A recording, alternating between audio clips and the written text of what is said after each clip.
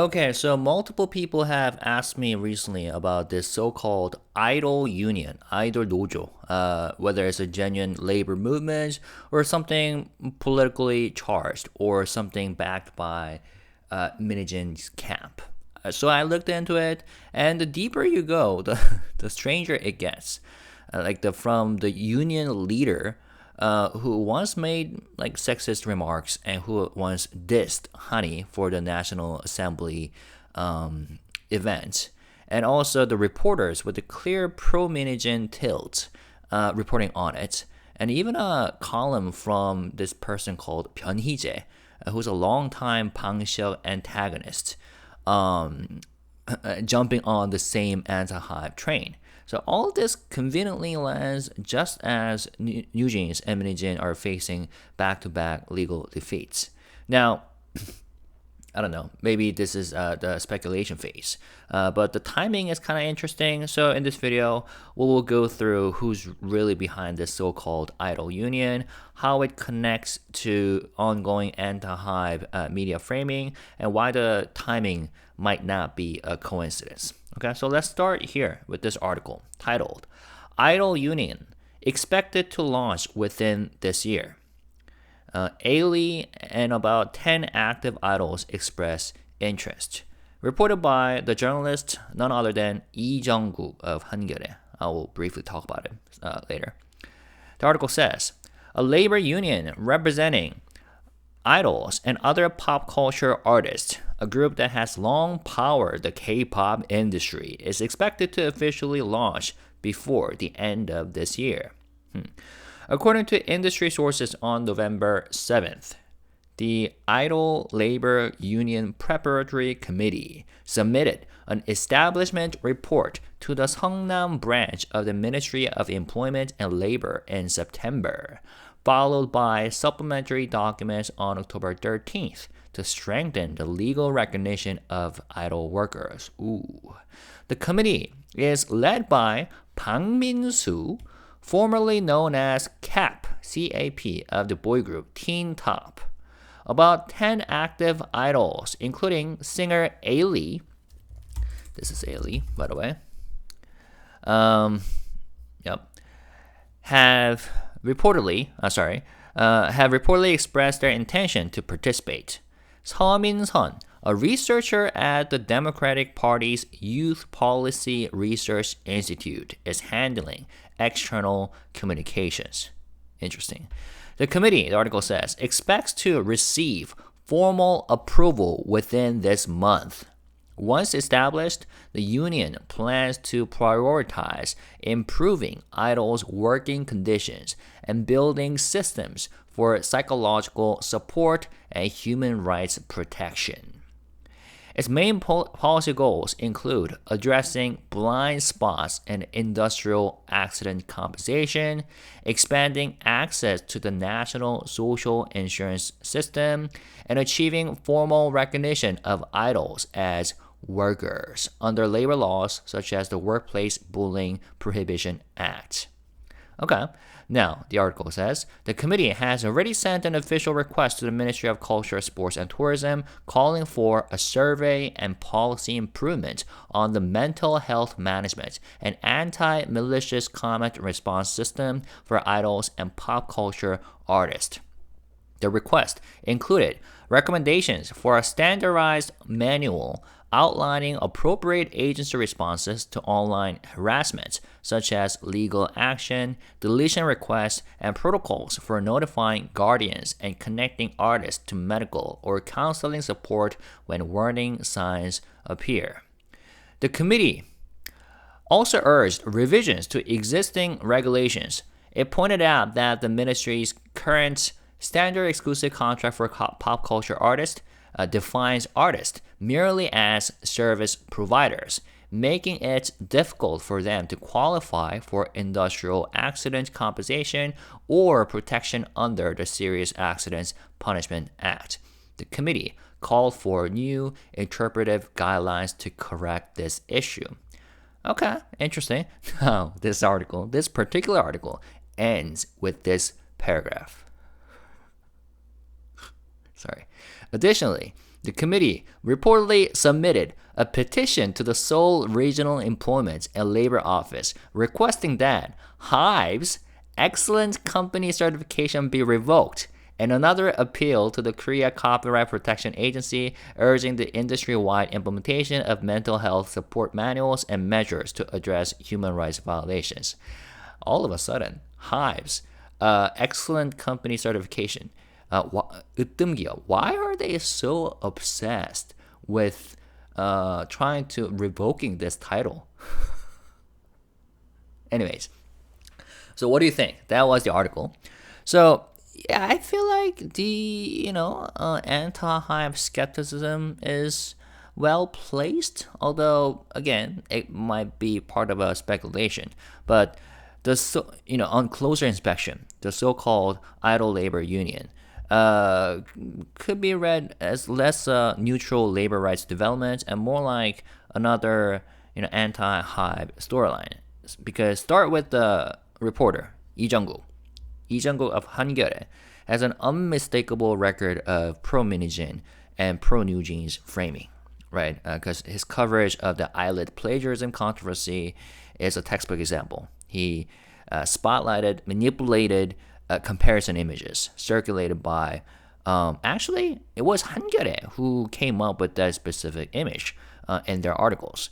And the piece spread across social media and fanned harassment toward eyelid and HYBE staff. And when the court later clarified that such visual concepts couldn't constitute plagiarism in a legal sense, there was no correction or accountability. And this guy even traveled to Hong Kong to watch a NJZ concert. For a national reporter covering an active legal dispute, it shows partiality that's difficult to ignore. Now, look at the supposed union. The final line of Mr. Lee's article is quite revealing. In other words, before the union even exists, its preparatory committee has already filed a petition demanding that HYBE lose its excellent company labor certification. And that has nothing to do with basic worker rights. So it's, I don't know, almost a political gesture aimed squarely at one corporation. And on the surface, what they fight for and what they call for it makes sense and legitimate. But then if you look closely, there's something iffy and fishy about it. Because the irony is hard to miss. Why? Because HYBE is currently the only, this sentence that was highlighted, the only company in the K-pop industry or major entertainment company in Korea with an in-house mental health facility and on-staff clinicians. Recently, Bang Sihyuk took a visit to the healthcare center to encourage the staff and took this photo. So it has established standardized therapy access and welfare systems that smaller labels don't even approach. If anything, it's the model that regulators should cite when discussing best practices for artist care. Yet, this union, Still Information, singles HYBE out while ignoring other agencies with far worse labor and welfare records. Or I don't know, maybe this is something that only Mr. Lee highlighted for some unknown reason. And add to that the timing, coming only a few days after court decisions that found New Jeans' ADOR contract dispute to be primarily the fault of Minijin's camp. And the pattern becomes clear. The union story functions as a continuation of the same anti-HYBE ecosystem, one might argue.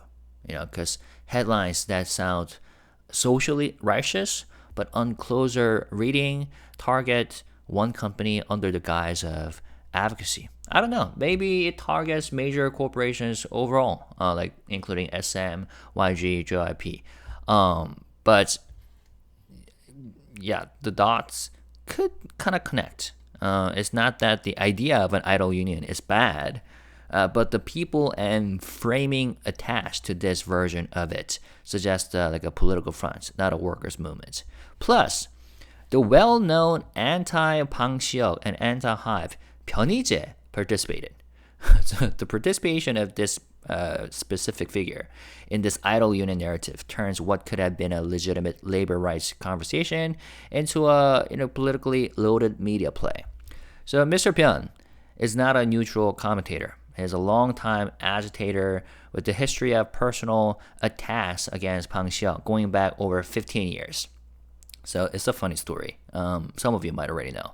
But in 2009, after Bang Sihyuk publicly criticized his Mr. Pyun's, that's the person on the right in this photo, his unethical journalistic behavior in one of the Korean media agency called Ilgan Sports, Mr. Pyun retaliated with a long, hostile column accusing Bang Sihyuk of elitism and academic snobbery, because these two guys graduated from the same Seoul University, the top college in Korea, and Bang Sihyuk openly said that I am ashamed of having Mr. Pyun as a fellow alumnus or something. So that clearly angered him. And Bang Sihyuk criticized him for, again, unethical journalistic behaviors. And since then, he has repeatedly attacked Bang Sihyuk and HYBE in his commentary, especially since last year, calling him like a capitalist overlord and framing HYBE as this slave-driving entertainment conglomerate. So that history makes Mr. Pyun's November 8th column titled, "If New Jeans Aren't Workers, Why Must They Serve Bang Sihyuk for 7 years?" That's the title.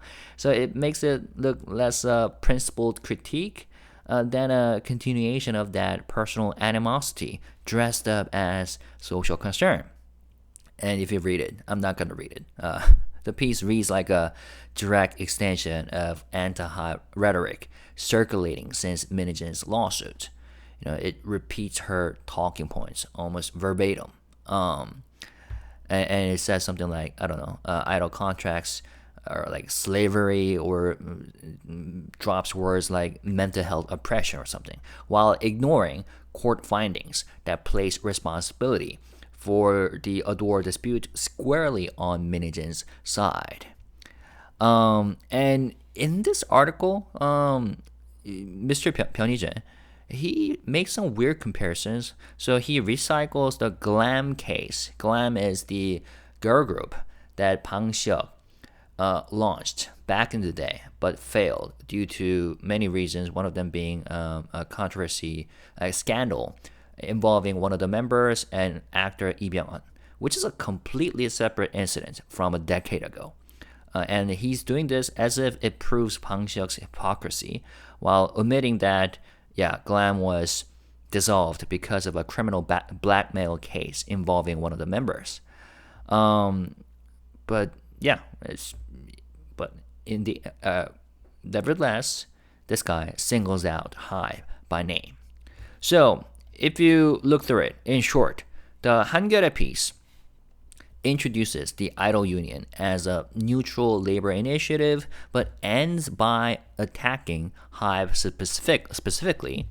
And this guy, Hyunhee, immediately publishes a follow-up column framing the union as a moral revolution against Bang Sihyuk. And both writers have known anti-HYBE histories, well-known anti-HYBE histories, and close alignment with pro-Minijin and pro-New Jeans narratives. So put together, it looks less like a spontaneous labor movement and more like a coordinated PR political operation designed to, reignite anti-HYBE sentiment after the court losses. I don't know. That might be a possibility that some of you are talking about. Now, again, the irony is there. HYBE is the only major entertainment company in Korea with an in-house mental health facility and ongoing therapy program for artists and staff. And its labor systems are the most formalized in the industry. And yet, the union and his media keeps singling out because this isn't about worker protection. It's about sustaining on, that animosity against HYBE that certain journalists and activists refuse to let die. And again, the idea of the idol union, or at least the values that they're fighting for, that makes sense. As a longtime K-pop fan who listened to K-pop music even before HYBE or Big Hit or BTS, I know that there are some serious problems exist in this industry. But the thing is, like for example, when it comes to mental health issues and some unfortunate and tragic suicide cases, it happened in other companies. And two of the most tragic cases that come to my mind, Seolli and Jonghyun. They were part of SM Entertainment. And unfortunately, they took their own lives. So it's kind of ironic and funny how these antis are trying to bring, this movement put them against one company in their mind, HYBE. That's kind of ironic, given the actual history. Now, the thing is, there's another irony that exists around the head of this union. So, Bang Min-soo is literally the guy who publicly mocked NewJeans Honey for talking about mistreatment and mental health at a National Assembly hearing.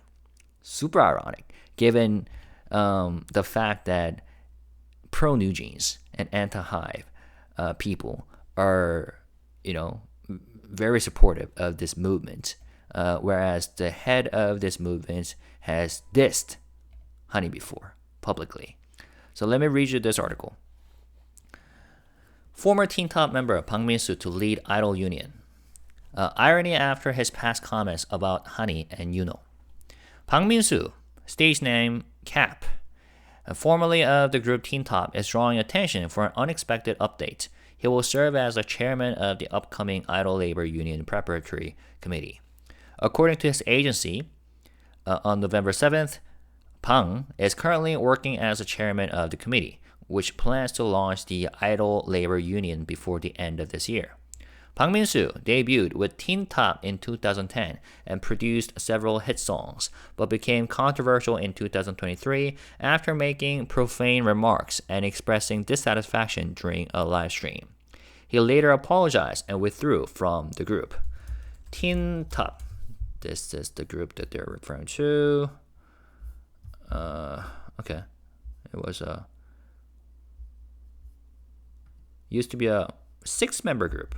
Now it's four of them. I guess they're still active. All right, back to the article.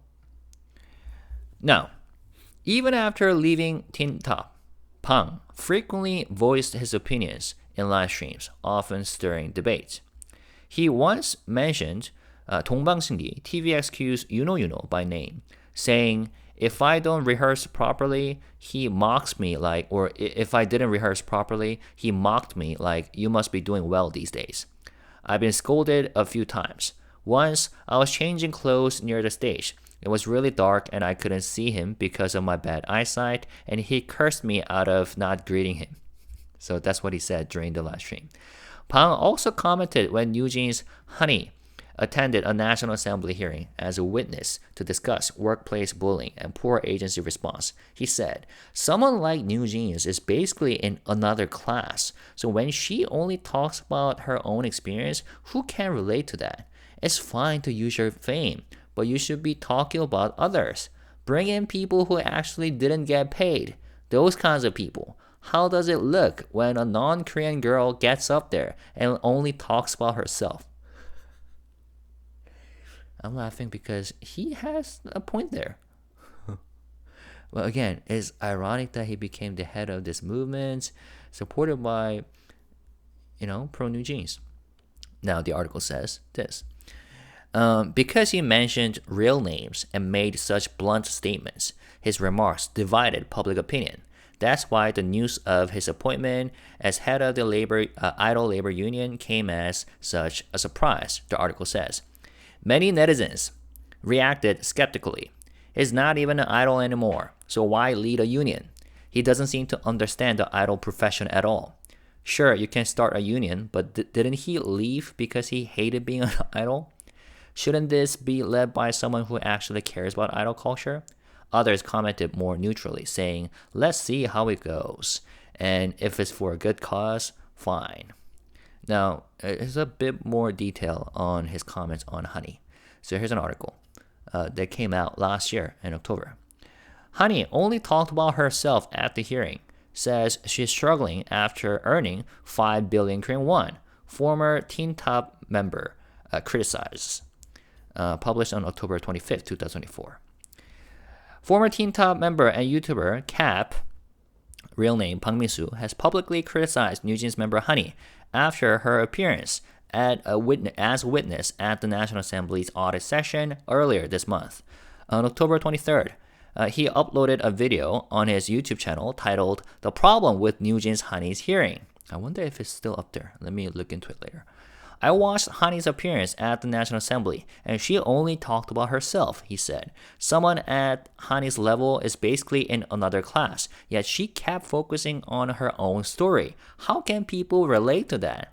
He argued that if the current conflict in the entertainment industry was to be addressed as a labor issue, Honey should have used the opportunity to talk about others in the industry who are truly underpaid and mistreated, not just her own experience. Again, that's a valid point. Except, Honey probably didn't or still doesn't know about the actual cases that exist. The article says, referring to Honey's background as a Vietnamese Australian, he added, how do you think it looks when a non-Korean girl goes up there and spends 90% of her time talking about herself? Ordinary people assume someone like NewJeans earns a lot of money. That kind of talk actually hurts her group's image. Interesting.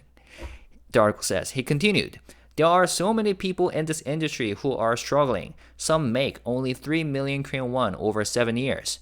That's where the focus should be. But instead, she's saying things like, a senior didn't return my greeting, or our team was ignored, and calling it workplace harassment? He went on to say, someone who's only recently debuted and already earned 3 to 5 billion Korean won shouldn't be the one saying, my team has it hard, or I was bullied. The real issue is with those who never make it big. For every 10,000 people, 9,999 are barely surviving. There are over 5,700 entertainment agencies in Korea, meaning way more than 10,000 people are struggling. He's got some stats there, statistics, although I'm not sure whether that's accurate though. Anyways, he also criticized the National Assembly for inviting Honey as a witness. Another valid point. The problem is, he says, the lawmakers. He said, they should have studied what the actual problems are, how many people are affected, and what needs to be fixed first. But instead, they just threw a young girl into a hearing to create a quick headline. That's irresponsible. Another valid point. Now, this guy himself is a kind of a controversial figure, so we'll briefly talk about that afterwards, but let's finish this article first. Actually, that's the end of the article because then it summarizes the case. Earlier, on October 15th, Honey had testified before the National Assembly's Environment and Labor Committee about workplace bullying in the entertainment industry. She described incidents where a manager from another team told others to ignore her and said that some senior figures in her company had repeatedly refused to acknowledge her greetings. Wait, senior figures? Actually, no, other people. She also mentioned seeing, okay,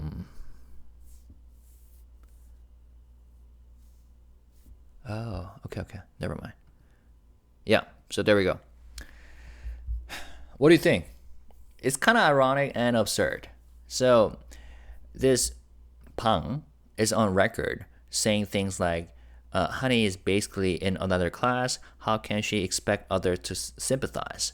And why is a non-Korean girl, Vietnamese Australian girl, talking about her own problems instead of real underpaid idols?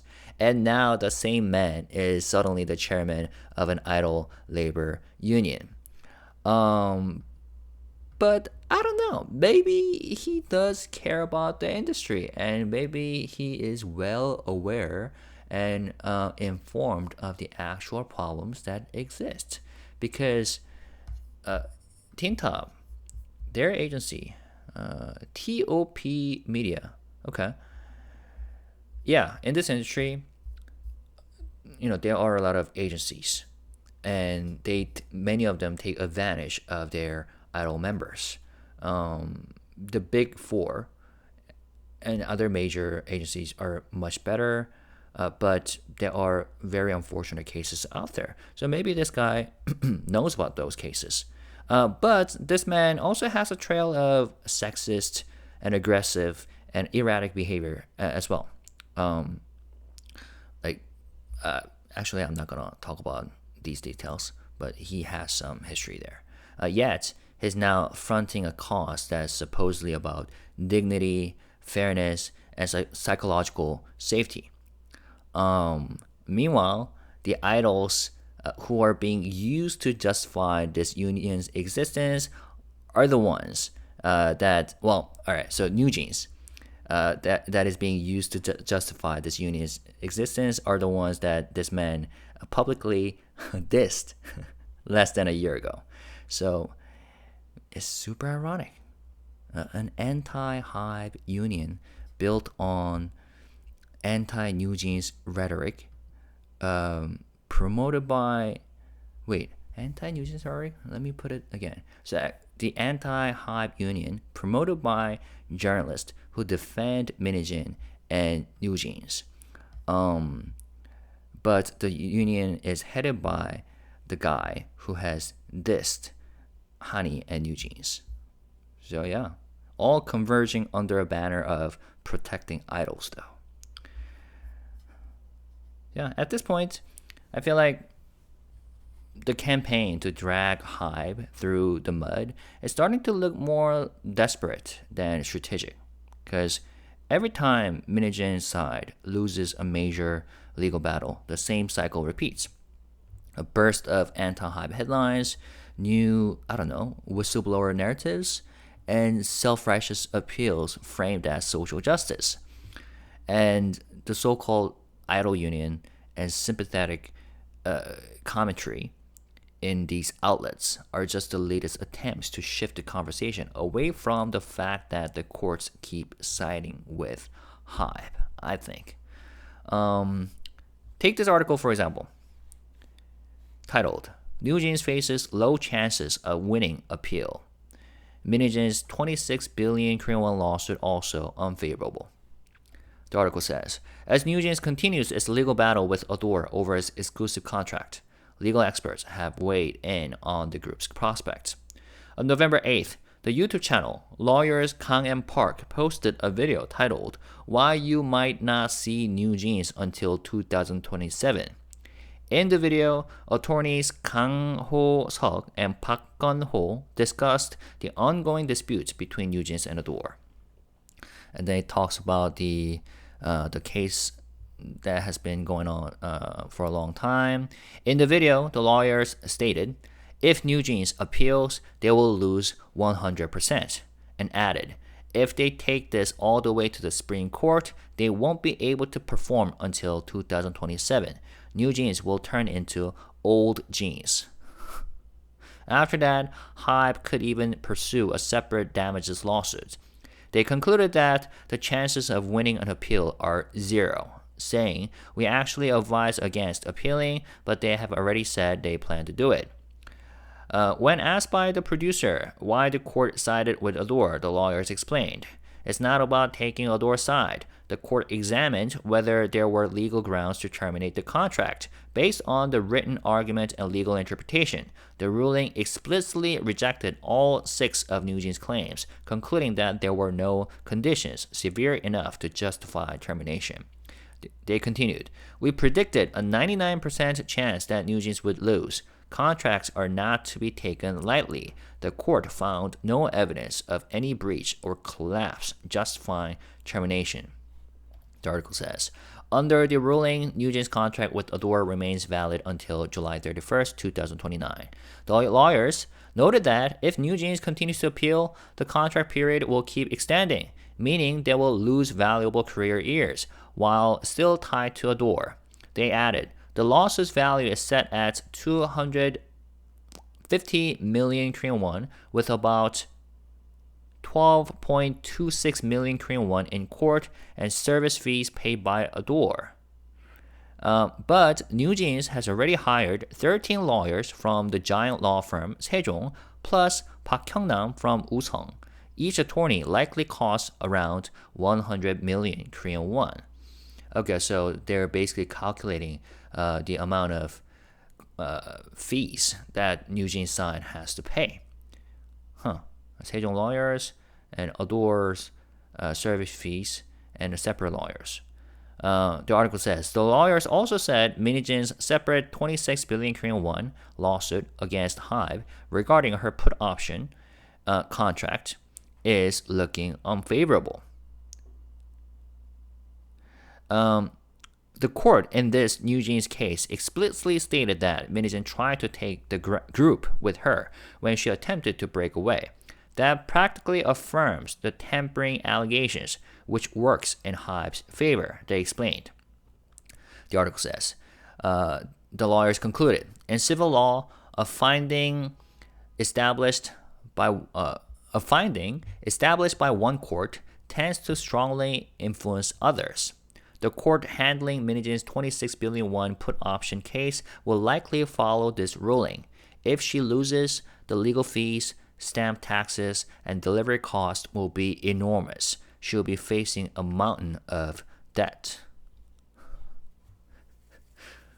So yeah, what do you think? The lawyer's prediction that NewJeans will lose 100% if they appeal should be a wake-up call for anyone still buying into the freedom from HYBE narrative, first of all, because NewJeans lost because there were no valid legal grounds to terminate their exclusive contract. And the court didn't take HYBE's side. It simply upheld basic contract law. And every one of NewJeans' 6 claims was rejected, and the judges explicitly ruled that no collapse of trust or unfair treatment had been proven. And that's not corporate power abuse. That's a failed legal argument. And as the lawyer says, if NewJeans appeals, it only extends their own career freeze.